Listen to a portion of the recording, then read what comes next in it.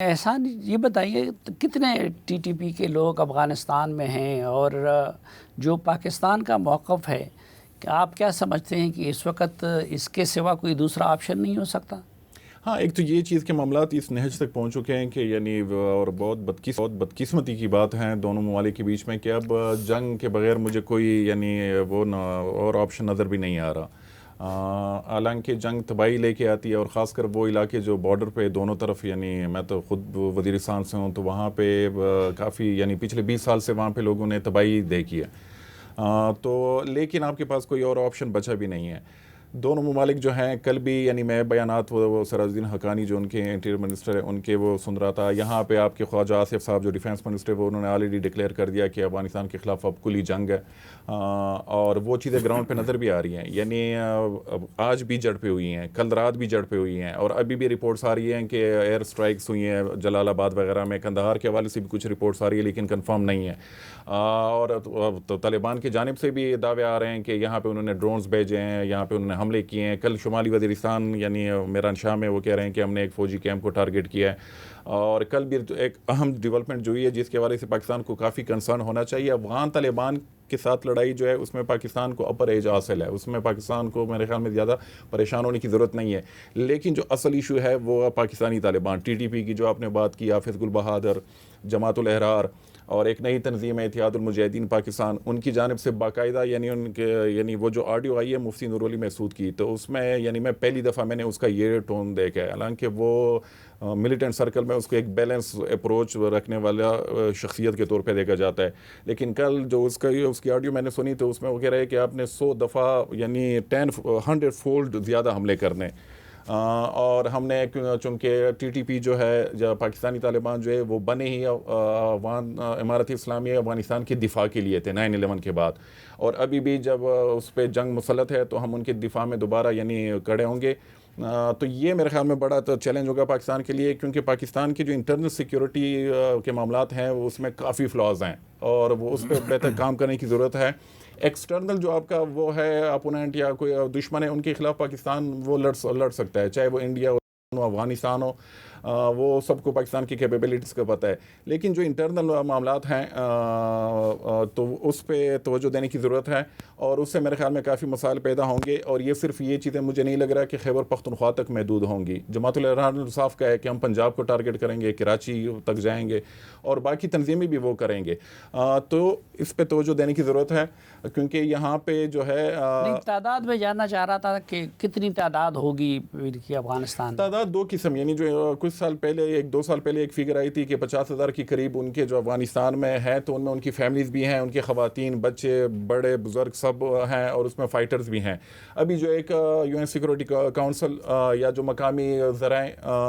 تو وہ کہہ رہے ہیں کہ 8-9 ہزار کے قریب، لیکن اس میں یہ کہ یہ اسکیٹرڈ ہیں، اور دوسرا یہ کہ ایک جگہ پہ ان کی کنسنٹریشن ہی ہے، جس طرح ماضی میں تو یا جنوبی وزیرستان یا شمالی وزیرستان یا پاکستانی فاٹا میں ان کی پریزنس ہوتی تھی، ابھی تو یہ یعنی افغانستان میں بھی ہیں، یہاں پہ بھی ان کی اچھی خاصی تعداد ہے، اور تشکیلیں آ جا رہی ہیں بارڈر کے دونوں طرف، تو اصل اسٹیمیٹ لگانا میرے خیال میں وہ مشکل ہوگا، لیکن ایک اور چیز جو کہ خطرناک ہے میرے نزدیک، کہ شروع کے جو 2-3 سال تو اس میں مشکلات تھی ریکروٹمنٹ کے حوالے سے، لیکن ابھی ریکروٹمنٹ بھی ہو رہی ہے پاکستانی طالبان کی، یہاں پہ بھی ہو رہی ہے، اور افغانستان میں بھی لوگ اس کو جوائن کر رہے ہیں، تو یہ بھی ایک اور میرے خیال میں یعنی سیریس کنسرن ہونا چاہیے پاکستانی حکومت کے لیے۔ طاہر خان صاحب، یہ جو بارڈر کی بندش کا معاملہ ہے، اس کی وجہ سے کتنا دباؤ آیا ہے افغان حکومت پہ؟ دباؤ تو ہے، بالکل ہے، کیونکہ پاکستان ان کے لیے زبردست قسم کی ایک مارکیٹ ہے، اس میں کو بلکہ گزشتہ سال کے 6 مہینوں کے میں آپ کو فگر بتاتا ہوں کہ پاکستان کے ایکسپورٹ افغانستان کو 33% بڑھے تھے گزشتہ سال 6 مہینوں میں، شروع میں ان کے 16% بنے تھے، ایکسپورٹ میں اضافہ ہوا تھا، تو اس سے آپ اندازہ کیجئے کہ 25 کروڑ آبادی کا ملک اور 4 کروڑ کی آبادی کا ملک، تو آپ کے تو یہاں تو ایک نظام ہے، کارخانے ہیں، زیادہ پروڈکشن ہے، تو وہ ان کو یہ ظاہر بات ہے کہ وہ نہیں ہے۔ پھر وہاں سیزن جب ہوتی ہے فروٹ کی، پھر تو وہ ان کو بڑا نقصان ہے، لیکن ایک بات آپ کو بتاؤں کہ ہمیں پاکستان کو یہ دیکھنا پڑے گا کہ چلو طالبان سے تو ہمارا مسئلہ ہے اور ممکن ہے کہ وہ ذرا لمبے عرصے تک رہ بھی سکتا ہے، جنگ بھی ہے، بد اعتمادی بھی ہے، ایک دوسرے کے خلاف حملے بھی ہے، اور لیکن عوام اس سے بڑے متاثر ہو رہے ہیں۔ وزارت خارجہ کے ترجمان صاحب ہر بریفنگ میں کہتے ہیں کہ ہماری جنگ جو ہے وہ افغان عوام کے خلاف نہیں ہے، تو طالبان کے خلاف اگر آپ کے پاس دلائل ہے، میں نے پہلے کہا جنگ کے تو ہم حامی نہیں ہیں، لیکن عوام کو تو بارڈر بندش سے نہ ان پہ دباؤ آتا ہے، کیونکہ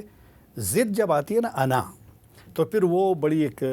خراب چیز ہے، پھر وہ عوام اگر متاثر بھی ہوں گے وہاں بھی یہاں بھی، لیکن وہ کہتے ہیں کہ نہیں جی بس اب تو انہوں نے کر دیا تو میں بھی کروں گا، یہ کروں گا وہ کروں گا، تو اس وجہ سے میرے خیال میں ہمیں کوشش کرنی چاہیے کہ ہم افغان عوام کو تکلیف نہ پہنچائیں۔ آپ طالبان کے ساتھ کریں اپنے معاملات۔ افغان طالبان جیسی طاقت کی کہ جو کہ اسلام کے نام پہ لڑ رہے تھے، ان کی انڈیا کے ساتھ یہ دوستی کیسے بن گئی؟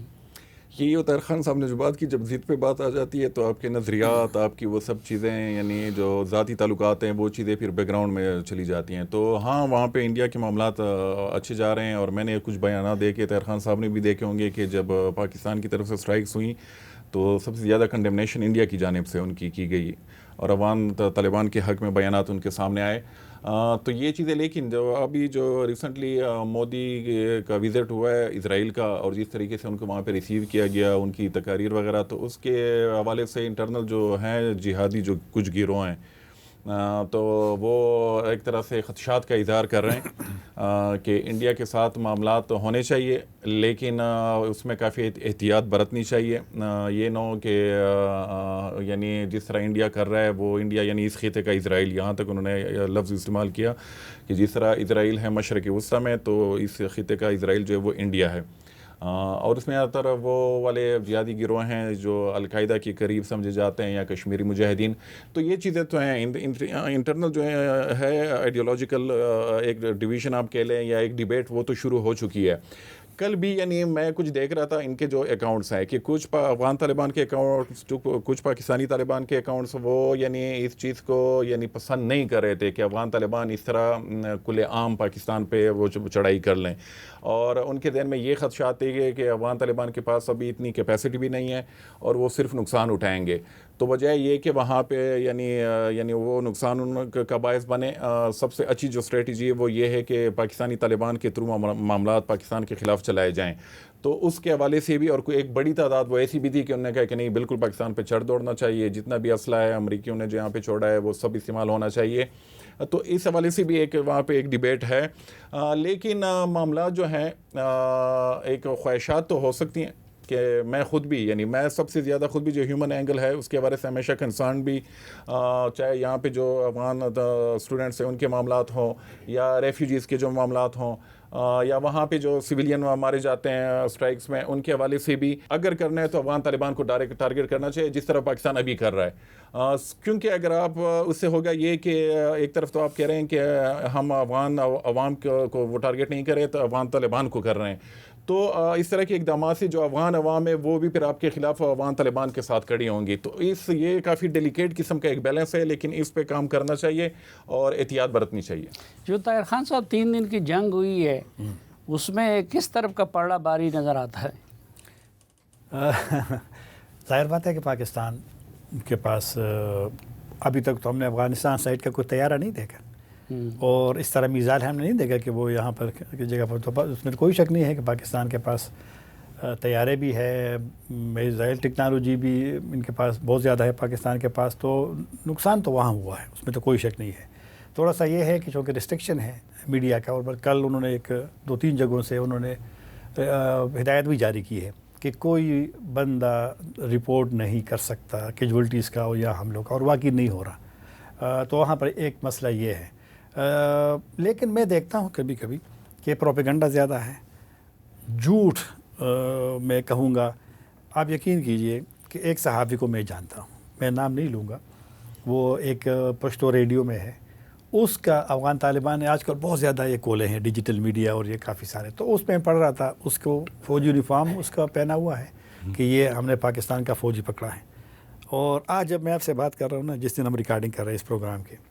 آج بھی میں نے اس کو انٹرویو دیا ہے پشتو میں، 2 بجے.